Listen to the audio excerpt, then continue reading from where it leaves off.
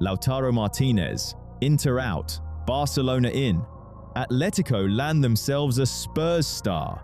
Liverpool up for grabs? Oh, and Ferran Torres to PSG. Barcelona have officially knocked back an opening bid of £43 million from Paris Saint-Germain for Ferran Torres. According to the Spanish press, the French champions submitted a proposal mixing fixed fees and performance variables, but the Catalan hierarchy have made their stance crystal clear.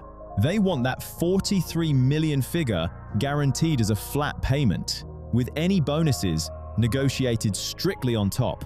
Luis Campos and Deco have been locked in talks for days trying to find a middle ground. The player is heavily driving this move. Torres has already informed Barcelona he wants to play for Luis Enrique next season, and the club are willing to facilitate it, especially with just 1 year left on his contract. Letting him run it down for free next summer is poor asset management. Unofficially, those close to the talks regard the operation as settled. Torres has agreed personal terms, and his representatives are working tirelessly to finalize the paperwork before he is due back for pre-season. Legally, nothing is signed yet. A handful of minor details still need sorting between the two sporting directors, but with the player refusing to return to Catalonia and Barcelona holding out for their fixed fee structure, it is only a matter of hours before the final sign-off is completed.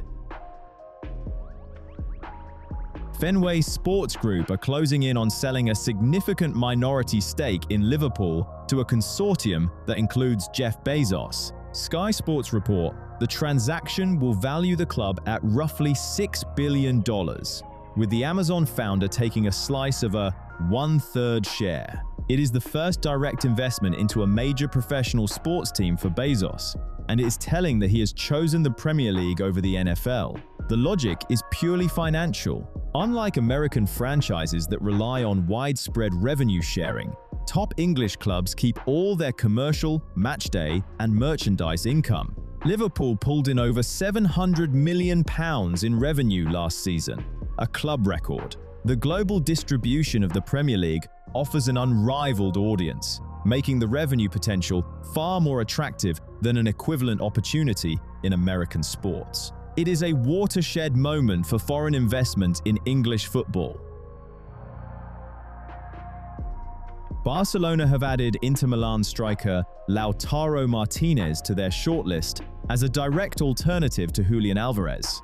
El Desmarque report the 28-year-old is one of the favorite names for the Catalan club if they fail to convince Atlético to sell. Deco and Hansi Flick have admired him for a long time, viewing his profile as the ideal fit for their system.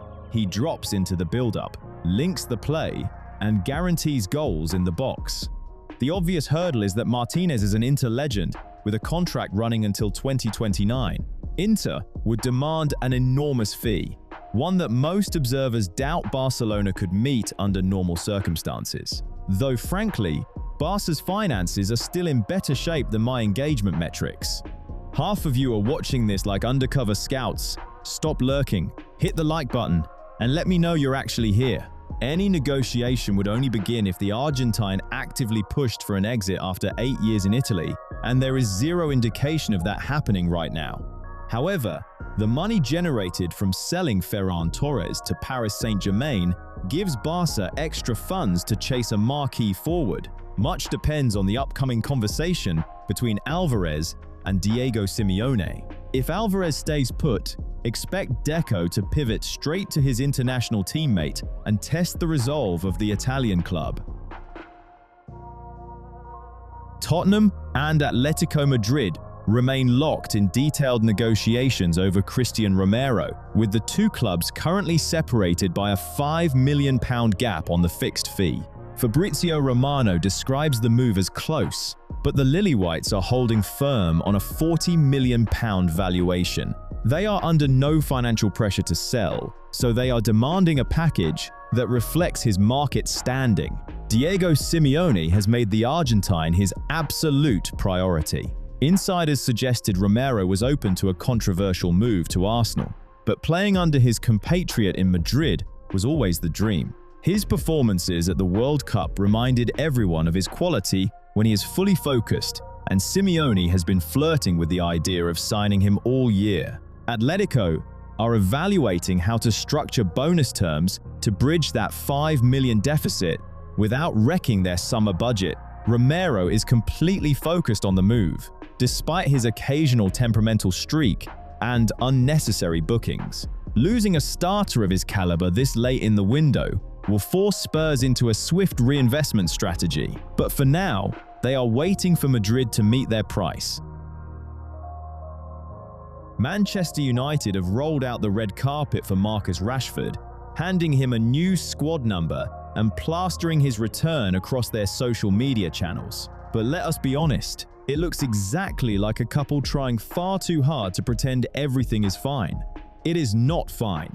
The club wanted to wash their hands of their highest earner, while Rashford would have preferred a move to Barcelona, or frankly, just about anywhere else. Both sides feel aggrieved. Rashford feels misunderstood by previous managers, while the hierarchy feel entirely justified in expecting the bare minimum from a lad on £325,000 a week. Neither Villa nor Barcelona exercise their options to buy him, which leaves them trapped in a deeply awkward marriage of convenience. Michael Carrick is now the man in charge. He was a teammate and a coach during the time there, so if anyone can bridge that chasm, it is probably him. But the residual resentment is palpable. United desperately want to shift that colossal wage bill to reinvest in players they actually want, rather than one they just have to make do with. In the mind of the player, his United chapter closed the moment he left for the second time. Keeping up appearances is one thing, but another parting feels inevitable. Even if it means another loan just to get him off the premises and shift a chunk of his wages, United will take it. They wanted him parked in Catalonia, out of sight. Now, they are stuck with him, and compromise is the only way out. There is a rather sizable financial gap standing between Barcelona and Manchester City over Rodri, and it is going to take a face-to-face meeting to bridge it. Marca are reporting that despite the chatter about a done deal, the two clubs are nowhere near an agreement. Barcelona tabled an initial bid of £43 million, which City promptly knocked back. The English side want at least £60 million to let their midfielder leave, and the Catalan hierarchy simply are not willing to pay that flat fee right now. What we are looking at now is a decisive sit-down between Deco and Hugo Viana in the coming days. Both sporting directors need to find a formula that actually works, because Hansi Flick wants this lad in his squad immediately. The reality is, Barcelona never planned to sign a midfielder this summer, but with Frenkie de Jong staring down the barrel of a long-term knee injury, they had to pivot. Rodri was always the primary target, especially after Real Madrid stalled, and Barca have already agreed personal terms. So, how do they close a £17 million deficit? Performance variables. Deco is reportedly ready to submit a revised offer of £56 million, with £4 million in add-ons. City want guaranteed money. Barca want a lower financial ceiling. It is a classic negotiation standoff. The player has made his mind up. He wants the Barca shirt. He has turned down the contract extension, but until Deco and Viana shake hands on the structure of those add-ons, the medical and the final paperwork remain on ice. It is a complicated puzzle, but with personal terms sorted, you have to fancy them getting it over the line. Worth the money, or should Barca walk away? Give us your shouts in the comments. £17 million. That is the figure Arsenal have reportedly slapped on the table for Gabriel Jesus. And honestly, it is a remarkably practical piece of business. Caught offside suggests Napoli are pushing hard for the Brazilian, and the outline of the deal is straightforward. The Gunners are open to talks, but only for a permanent move, and Jesus is completely on board with heading to Italy. You look at the reality in North London. Jesus is 29. He is coming off serious knee problems, and last season he started just 9 games. Mikel Arteta has built serious attacking depth, pushing the Brazilian down to fourth choice. Players at his age do not accept sitting on the bench quietly, especially forwards who still believe they can start week in, week out. He needs minutes, and Napoli offer exactly that. The Italian side liked him back in 2023, but he chose to stay. Now, he wants a fresh start. Saudi Arabia was mentioned, but Napoli are the clear frontrunners. If you are Arsenal, you clear his wages, avoid losing him for nothing, and use that squad space wisely. If the Serie A club get close to that 17 million mark, the Gunners should shake hands and move on.